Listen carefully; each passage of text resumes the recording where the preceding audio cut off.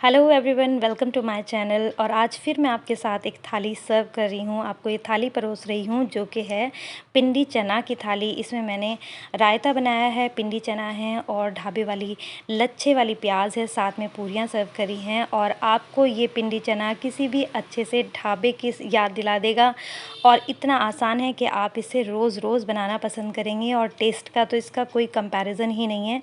तो चलिए देखते हैं इसको कैसे बनाया है। सबसे पहले मैंने 1 से 1.5 ग्लास पानी में यहाँ पर चाय की पत्ती उबलने रख दी है। अगर आपके पास टी बैग्स हैं तो आप उनका भी इस्तेमाल कर सकते हैं।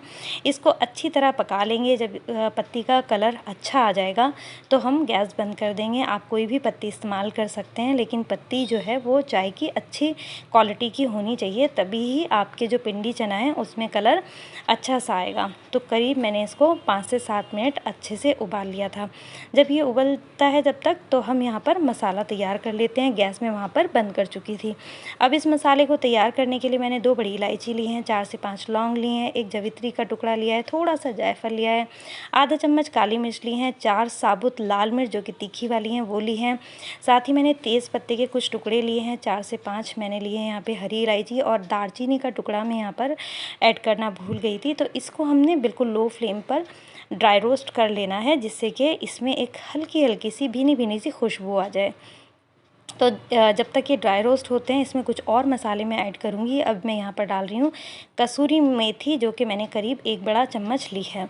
इसको भी हम अच्छे से ड्राई रोस्ट कर लेंगे। और सबसे लास्ट में मैं एक और इंग्रेडिएंट डालूँगी जिसको हमने ड्राई रोस्ट नहीं करना है, बल्कि ये समझें कि हल्का सा हमने क्रिस्प करना है। आप चाहें तो इसे धूप भी दिखा सकते हैं। ये है 1 से 1.5 चम्मच अनारदाने का। तो अनारदाना इसका टेस्ट बहुत ही अच्छा कर देता है। इस तरह से अगर आप मसाला तैयार करते हैं तो बहुत अच्छा बन जाएगा। तो हमने उधर ड्राई रोस्ट हुए मसालों को ठंडा होने रख दिया था। और उसके बाद अब हम यहाँ पर देखते हैं चनों को मैंने 7 से 8 घंटे धो करके अच्छे से भिगो दिया था और ये गल चुके हैं। अब हम इसमें जो हमने ये चाय पत्ती का पानी उबाला था ये भी ठंडा हो चुका है काफ़ी हद तक। तो इसको हमने चनों में ऐड कर देना है। इसके अलावा कुछ और मसाले मैं यहाँ पर डाल रही हूँ। 1 से 2 आप यहाँ पर तेज़पत्ता ले लें, 1 बड़ी इलायची ले लें, और साथ ही इसमें हम डालेंगे 3 से 4 लौंग, जो कि इसका टेस्ट बहुत ही अच्छा हो जाने वाला है इससे। और यहाँ पर डाल रही हूँ मैं 2 चम्मच नमक, और इसको अब हम प्रेशर कुकर में डालेंगे। साथ ही मैं इसमें डालूँगी कुछ और मसाले भी।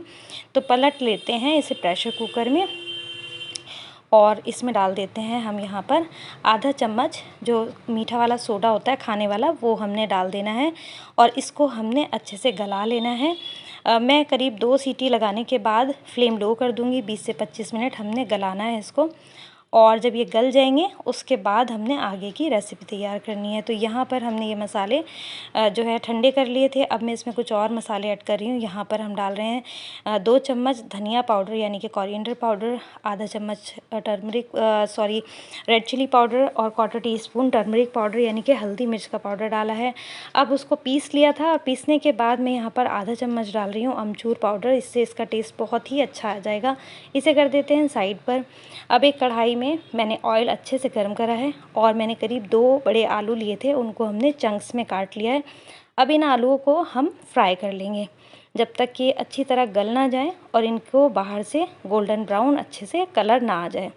तो चलिए फ्राई कर लेते हैं और बना लेते हैं इन्हें बहुत अच्छा सा सुनहरा। तो ये पिंडी चना जिसकी रेसिपी मैं आज आपके साथ शेयर कर रही हूँ, एक बार आप ज़रूर ट्राई करिएगा। अगर आपको मेरी रेसिपीज़ पसंद आती हैं तो प्लीज़ मेरी रेसिपीज़ को लाइक करना मत भूलिए। और अगर चैनल सब्सक्राइब नहीं किया है तो चैनल को सब्सक्राइब कर दीजिए, क्योंकि आपके सब्सक्राइब करने से मेरे लिए बहुत आसानी हो जाती है, मेरा हौसला बढ़ता है। और आप लाइक करते हैं, कमेंट करते हैं, तो यकीन करें मेरा बहुत ही दिल होता है कि मैं जल्दी जल्दी रेसिपीज़ अपलोड करूं। पिछले कुछ टाइम से मैं रेसिपीज़ थोड़ा टाइम बाद ही अपलोड कर पा रही हूं, क्योंकि कुछ ना कुछ प्रॉब्लम टेक्निकल हो रही है जिसकी वजह से मैं अपलोड नहीं कर पा रही हूँ। तो बस कुछ देर हमने इन आलू को ऐसे ही फ्राई होने दिया, और उसके बाद हमने चम्मच चलाया। थोड़ी देर आपने डालने के बाद इन्हें इसी तरह छोड़ देना है। और बस कुछ देर बाद ही आप ये देखें कि कलर कितना अच्छा सा आ गया है। और अब हम इनको निकाल लेंगे जब ये अच्छे से गोल्डन ब्राउन हो जाएंगे।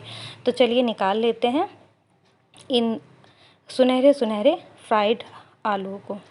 इनको भी हम एक साइड कर देंगे। और अभी तक हमारे जो चना है वो भी काफ़ी हद तक गल चुका होगा, तो इसे गला लेते हैं चने को और फिर हम आगे की रेसिपी तैयार करेंगे। उससे पहले रायता बना लेते हैं। तो यहाँ पर मैं अमूल का दही ले रही, आप कोई भी दही इस्तेमाल कर सकते हैं। तो यहाँ पर 2 कप दही ली है, 1 चम्मच नमक डाला है, 1 चम्मच भुना ज़ीरा डाला है, 1 चम्मच थोड़ा सा मैंने काली मिर्च डाली है पिसी हुई, और कुछ मैंने डाला है काला नमक, और साथ ही मैंने डाला है 1 चम्मच चाट मसाला। इस तरह से एक बार आप ज़रूर बना कर देखिएगा। अब हम यहाँ पर डाल रहे हैं 1 कटोरी बूंदी, और इसे अच्छे से मिक्स करके हम यहाँ पर ठंडा पानी डाल देंगे। आप चाहें तो सादे पानी का भी इस्तेमाल कर सकते हैं, दूध का भी इस्तेमाल कर सकते हैं, और इसे रख देंगे।